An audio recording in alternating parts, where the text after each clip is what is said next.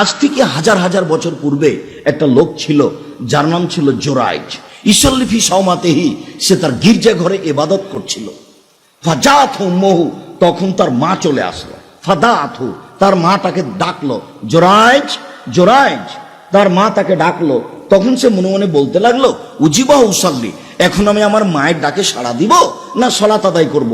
আমি আমার মায়ের ডাকে সাড়া দিব না সলাত আদায় করব। এরকম একটু বলতে বলতে দেরি হয়ে গেছে।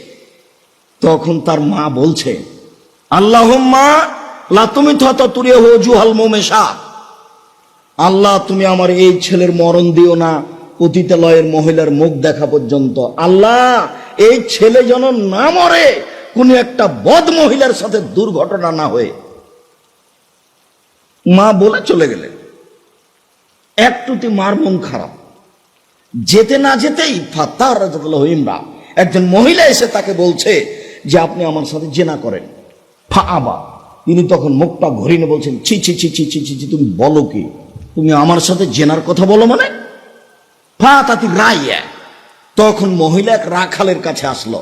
ফাম কানাতহু, মহিলা রাখালকে চেপে ধরলো, তার সাথে অন্যায় করলো। ফাওয়ালাদাত গোলামান, তার সাথে জেনায় করে একটা সন্তান জন্ম দিল। সন্তান যখন জন্ম নিল তখন মহিলা বলল যে হুয়া মিন জোরাইজ, এই বাচ্চাটা হলো জোরাইজের।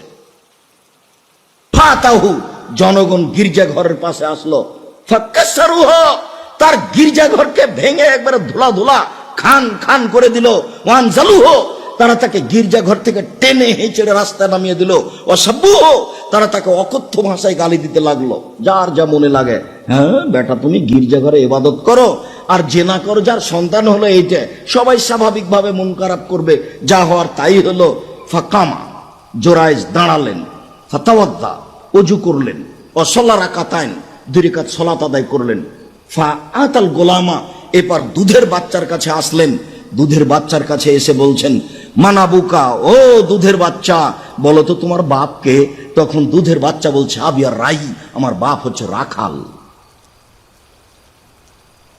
কালু, জনগণ বলল, নাবনি সওমাতাকা বিযাব, শোনেন জোরাইজ, আপনার গির্জাঘর আমরা স্বর্ণ দিয়ে বানিয়ে দেব। তখন জোরাইজ বললেন, লা ইল্লাদ্দিন, আমার গির্জাঘর স্বর্ণ দিয়ে বানাতে হবে না, মাটি দিয়ে বানাতে হবে। যাহাই ছিল তাহাই করিতে হইবে। হাদিস মুসলিম। এর নাম বানী ইসরায়েলের কাহিনী। এই হাদিসে আমাদের বুঝার কি আছে? এই হাদিসে আমাদের বুঝার আছে, জীবনে কোনোদিন ছেলে মেয়ের জন্য বদদোয়া করবেন না।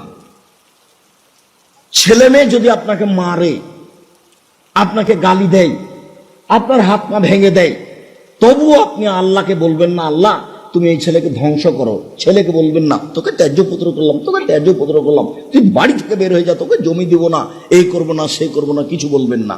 তাড়াহুড়া করে ওযু করে ভিতরে ঢুকে 2 রাকাত সালাত আদায় করে আল্লাহকে বলেন, আমাকে ছেলে ফিরিয়ে দাও। আমি তো এই ছেলে চাইনি, আমি অনেক কষ্ট করে ছেলে মানুষ করেছি, তুমি আমাকে ছেলেকে ফিরিয়ে দাও। কান্নাকাটি করে চোখের পানি ঝরিয়ে বলেন। একটু পরে ছেলে এসে পা ধরে ক্ষমা নিবে, দিয়ে বলবে, আব্বা আমার ভুল হয়েছে, জীবনে আপনার সাথে এই আচরণ করব না। কথা মনে হয় বুঝাতে পারলাম না। জীবনে কোনোদিন পরস্পর সবকে বলে দিবেন, ছেলে মেয়ের জন্য বদদোয়া করবেন না। 1 নম্বর শিক্ষা এখানে। 2 নম্বর শিক্ষা হলো এই, বাপ মায়ের দোয়া কবুল হয় বলার সাথে সাথে উপরে লেগে যাবে, মধ্যে কোনো এর নাই, অন্তরাল নাই, আর নাই। 3 নম্বর হলো যে সবচেয়ে জঘন্য কাজ, মানুষকে অপমান করার, নিচে নামিয়ে দেওয়ার এই অশ্লীল ঘটনা। 4 নম্বর হলো, মানুষ যদি বিপদে পড়ে তাহলে সুন্দর করে ওযু করে 2 রাকাত সালাত আদায় করে কান্নাকাটি করে আল্লাহকে বললে আল্লাহ হাতে হাতে শুনে নেবেন, তার প্রমাণ এটা।